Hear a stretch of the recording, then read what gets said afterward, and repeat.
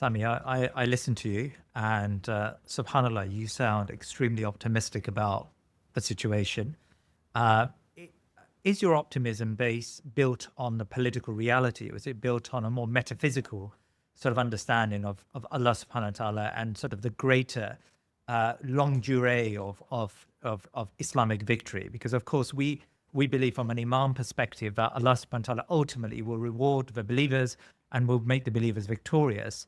The reason why I ask this question is that in this last few weeks, over the last few weeks, I've come across lots of Muslims who've given up the fight.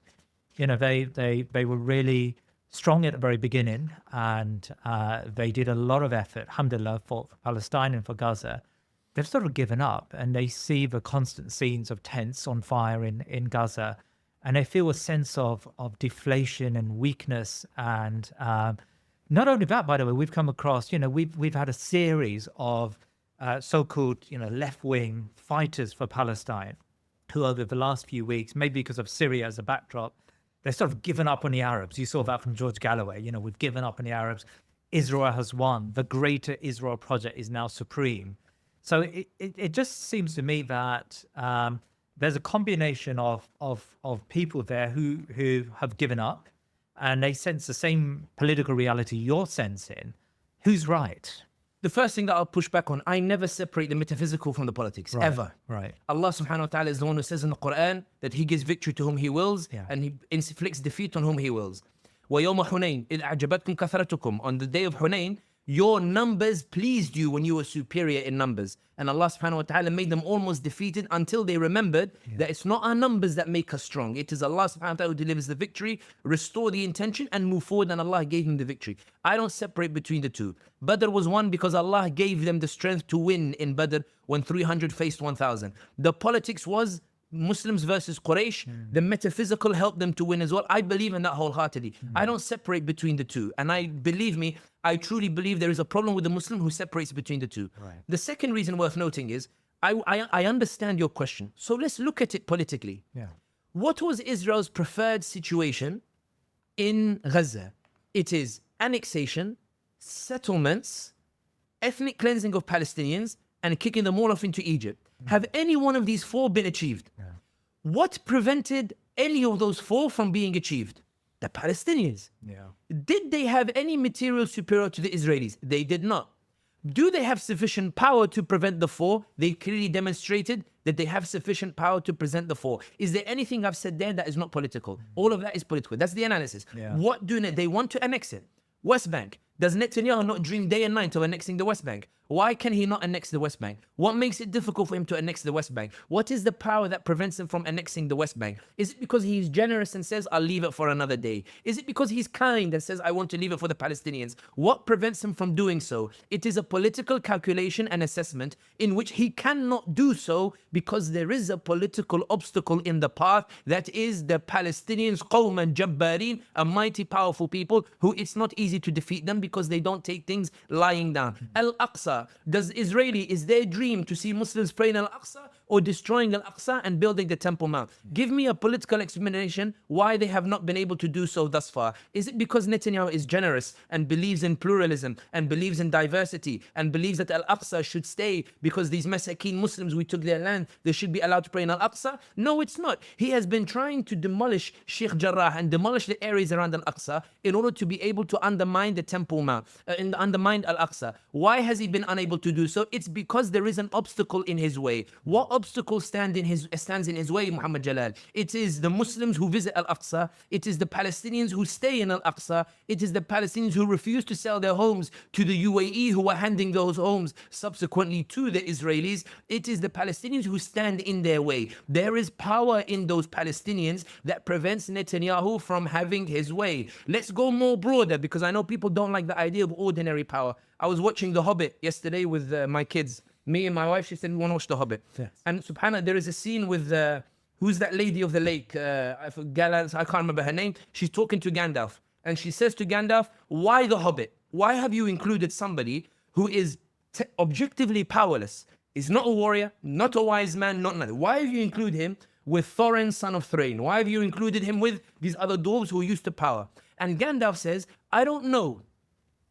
But Saruman believes that only great power can keep great power in check. But I have found this is not the case. I have found that it is the ordinary everyday acts of kindness, of love, ordinary acts of holding up what is right, done by the ordinary people, that keeps the darkness at bay. It is the ordinary Palestinians, not great power of Saudi that abandon the Palestinians, not great power of UAE that abandon the Palestinians. It is the ordinary power of the Palestinians that keeps the great power of Netanyahu at bay, that keeps the great power of the Israelis away from Al-Aqsa. Is there anything here that I've said that is politically inaccurate? Or is Netanyahu more generous than we assume? Look more broadly, forget Palestine itself, and forgive me for pressing this answer on you just a little bit. No. You look at Syria, for example. Netanyahu, when did Assad ever attack the Israelis? In fact, Assad attacked Palestinians in Lebanon, and Assad detained Palestinians in Syria. And under Assad, the Syrian army posed no threat to the Israelis, nor did it make an attempt to attack the Golan Heights. When did Israel attack Syria seriously and go to take military installations? When Assad was gone. Because the guy we relied on to make sure the army was impotent is gone. We don't trust a free Syria to use the army in a way that Assad did. We need to wipe out their military installations to make them impotent. What Israel wanted in Syria was, they wanted a northeastern Kurdish area, they wanted a southern pro-Iran area, and they wanted Damascus limited under UAE tutelage. They wanted Damascus limited on UAE, paralyzed and unable. They wanted Syria split into three. Now Syria looks like it could actually be united. Yeah. Now under Trump, under Biden, impossible. Under Trump doesn't give a damn about these Kurdish forces in the northeast, these Marxist leftist Kurds who have been oppressing their own Muslim Kurdish population. It may well be Trump says, I'm not interested in them. Erdogan, go in and, and do your thing. Yeah. Israel, when it looks towards Syria, it's not comfortable at all. Mohammed bin Salman doesn't want to normalize with the Israelis because he likes the Israelis. He's doing it because he wants something in return. UAE is not normalizing with the Israelis because it likes the Israelis. It wants something in return. No one likes the Israelis in the region itself. And you look more broadly as well, internationally. Before, you could never accuse Israel of an apartheid regime. You'd probably be arrested for it. You couldn't accuse Israel of genocide. Metropolitan police might knock on your home. Now you can't. Metropolitan police says it's protected. From the river to the sea is protected. The court case, that Manchester student, who they revoked her visa coming from Canada because she said that we celebrated, that the Palestinians are still alive after October 7th. And the judge said under international law, they have the right to resistance, it's free speech. The court case ruled it's free speech. Yeah. Israelis are panicking. And that's why I argue that in reality, when you look at it, you say, is this optimism from a metaphysical perspective? What is Allah, a fable? Is Allah a fairy tale? Does the question that you've probably other people are asking, are you saying that I believe in fairy tales and fables, which is why I'm optimistic that somehow the power of Allah is a fairy tale and a fable, as if we don't believe his miracles can happen today? Is that what we're saying? Who knew Syria that Assad would fall in the manner that he did? Everybody believed that Assad was staying. Erdogan was inviting him to Ankara to have negotiations. The Saudis brought him to the Arab League. UAE were investing. They were lobbying US to lift sanctions and the like. And Russia was, happy with him and the whole shebang. But the point that I'm saying is this. The Muslim who is getting tired and believes that politically things aren't in their favor is illiterate in history. For wallahi, and this has always been my gripe with those who say the Ummah is weak. The Ummah has never been weak. The Caliphate fell, Britain couldn't capitalize. They were out of Egypt within 40 years. The Caliphate fell, they couldn't capitalize. The French were kicked out of Algeria in less than 40 years. The Caliphate fell, the Italians couldn't capitalize. They were kicked out of Libya. If the be-all and end-all ended with the Caliphate, why did the Ummah not die with the Caliphate? Yeah. And this is the point that I keep making with people. You may believe that the politics looks bleak, but Netanyahu doesn't believe the politics looks bleak. When you look at Harris losing because of Gaza, when you see Donald Trump thanking Muslim Americans, when you see the world shifting away from the Israelis, it is abundantly clear that politically speaking, it's Israel that's on the back foot. But the final point I'll make here is this. Yeah. The reason people feel deflated is because of the incessant videos and pictures of Palestinians being killed that truly break our hearts. That truly, when you see those pictures of those kids with their heads blown off, when you see the images of the cats eating corpses on the street because Palestinians can't bury the bodies, when you see now there aren't even enough garbage bags anymore to put the limbs in so people just leave them on the streets, when you see that the Israelis aren't even allowing basic medicine to go through into Palestine, it is heartbreaking to believe that the world has allowed this to happen. It is true, it is heartbreaking. But it was equally heartbreaking for those who lived 132 years of occupation in Algeria to see what the French did to them and have no power to drive the French out. It was heartbreaking for Omar Mukhtar to see the end of his life, him being hanged by Graziani of the Italians, but still have the belief they could kick the Italians out. And he knew that he would be hanged and knew he would be captured, but he kept going anyway. It must have been heartbreaking for him to wish he had more power to drive the Italians, but could only summon the power that he had at that particular time. It must have been heartbreaking for the Prophet Muhammad sallallahu alaihi wasallam to watch Abu Jandal and these others in Quraysh who couldn't make it to Medina be persecuted for their faith and not be able to do anything. It must have been heartbreaking for the Prophet Muhammad sallallahu alaihi wasallam to say to Abu Jandal after the Treaty of Hudaybiyah, Sabran ya Abu Jandal, I can't take you back with me today. Be patient, be patient. After they just signed 10 years and Ali ibn Abi Talib is furious, Umar Khattab is furious. It must have been heartbreaking for Rasulullah sallallahu alaihi wasallam to say Sabran ya Abu Jandal. It must have been heartbreaking for him, kicked out of Taif, bleeding from the like, and saying to Allah subhanahu wa ta'ala, Allah, are you angry with me that you allowed this to happen to me? And if you're not angry with me, then Ya Allah, please accept my forgiveness. I could not convince them. And look at the attitude of the Prophet Muhammad sallallahu alaihi wasallam. He doesn't give up even though he believes he doesn't have the power. What does he do, Ya Muhammad Jalal? And this is the point. Is the seerah a fairy tale and a fable to you that somehow you believe it like Lord of the Rings and the like? Or do you believe that it actually happened, that even in the absence of power, he still moved sallallahu alaihi wasallam until the power became manifest? And this is the point. For those who feel deflated, I don't think you're feeling deflated in the sense of nothing can be done, because things are being done. You are deflated at the pace that Allah has decreed this battle of justice. And that's a dangerous sentiment. That's a sentiment that Yunus alayhi salam felt and therefore abandoned his people, and Allah punished him. He was swallowed by the whale and only released when he acknowledged that not that he had made a mistake, that he acknowledged that he had been from the zalimeen, from the wrongdoers. What's the dua that gets Yunus out? Allahumma la ilaha illa anta subhanak inni kuntu min al-zalimin. Allahumma, truly, when I abandoned the cause because I felt deflated, when I abandoned it because things weren't coming at the pace that I want, when I abandoned it because the outcomes weren't outcomes that I liked, when I abandoned it because things seemed to get worse, I abandoned the cause. Truly, Ya Rabb, I was from the zalimeen. And when Allah releases Yunus alayhi salam, and here is the thing that I fear the most for all of us, when Yunus comes back, does he go back and convince his people? No, he goes back and finds his people guided. He finds the victory already delivered. He was just impatient. Allah had already decreed it, and he decided to walk away from it. So for those who feel deflated, the Palestinian cause is not affected by you giving up on it. The Palestinian cause of justice is not affected because you sit down. Allah is sufficient for them. Allah is going to give them victory. But those who feel deflated, wallahi, the feeling when victory comes and you realize that you sat out because you couldn't see where victory comes from is worse than the feeling of heartbreak that you will feel today. And this is the point that I finish on. It's not the Palestinians that need you. It is not Allah that needs the Muslims. It is not Islam that needs Muslims. It's Muslims that need Islam. It's Muslims that need Allah. For Allah chooses His vehicle as He wishes. Allah subhanahu wa ta'ala can change tomorrow the vehicle. If you choose to stop doing thinking Muslim, Jalal, and I love you, and I've seen, mashallah, you rise. But if you stop doing this today, there's somebody else who's going to do it as well.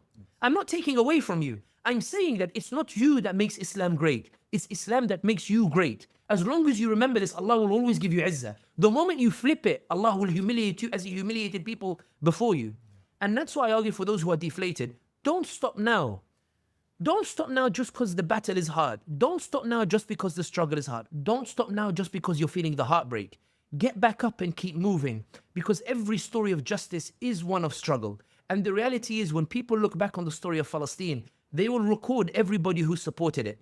And the reality is that even if you're not alive to see it, you will see it eventually. And that's why I always love the story. And I promise this is the final story. I know I pushed this one a bit too long. I love the story of Dino in Bosnia when he was asked by these New Yorkers. And they said to Dino, how do you reconcile? Serbians slaughtered your family. They slaughtered your relatives. And no justice was delivered. You were forced to live with them side by side again. And America paralyzed your country into 3 presidencies. How do you reconcile it? And you all just went back to day as if nothing happened. He said, well, I imagine one day holding his cup. He goes, well, I imagine one day, inshallah, in Jannah, I'll ask Allah to show me the movie from start to finish. I didn't think anything of it.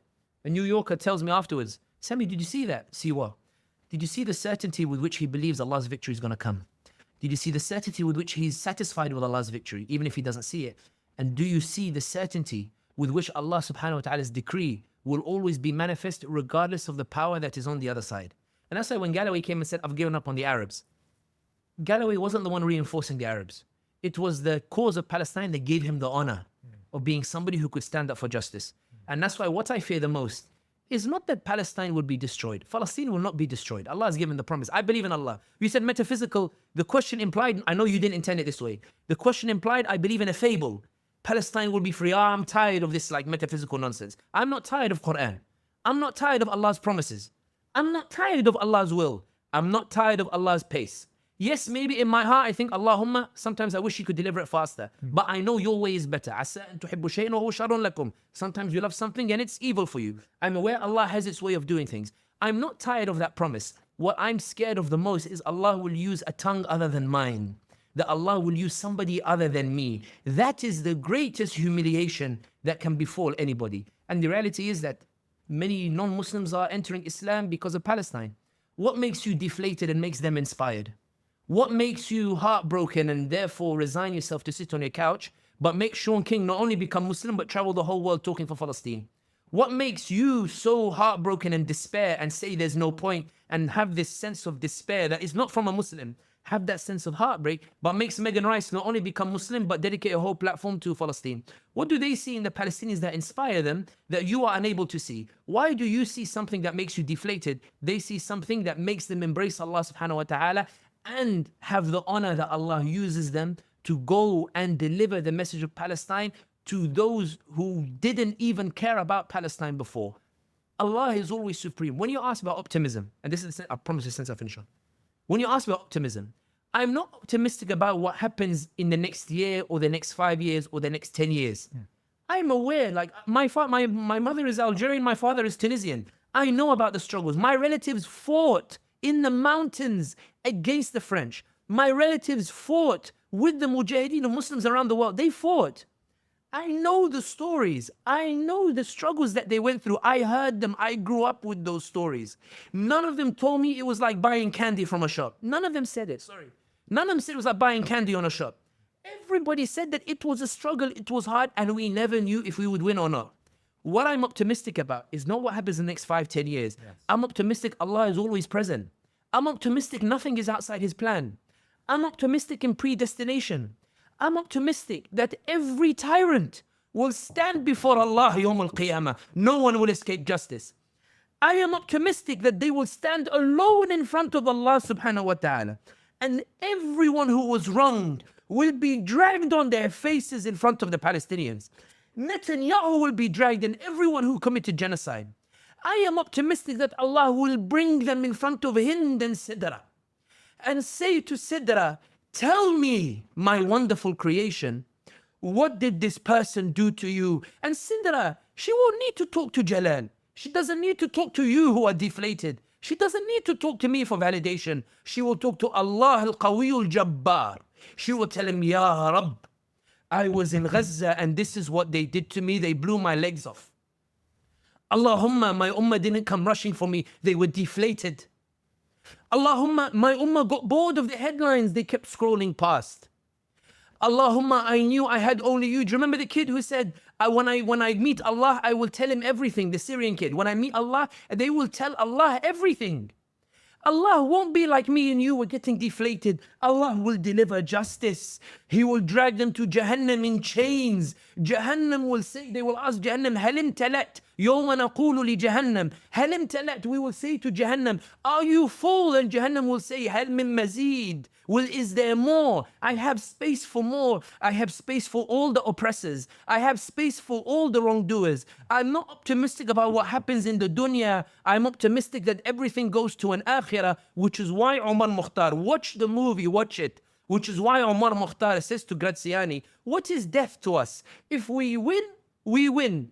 If we die, We go back to Allah subhanahu wa ta'ala, فَإِنَّا لِلَّهِ وَإِنَّا إِلَيْهِ رَاجِعُونَ. He talks about it like it's a beautiful reunion with Allah subhanahu wa ta'ala. And that's why I caution the Muslim, never talk of the metaphysical like it's something beneath you. Never talk of the metaphysical like it's something that's not a political consideration. For the whole world believed Assad was going to stay, Allah toppled him. The whole world believed that France was going to stay in Algeria, Algerians kicked them out. The whole world believed that the world would stay colonized of an empire where the sun doesn't set and that empire doesn't exist anymore. Why doesn't exist, Jalal? Because they plan and Allah plans, and Allah truly is the best of planners.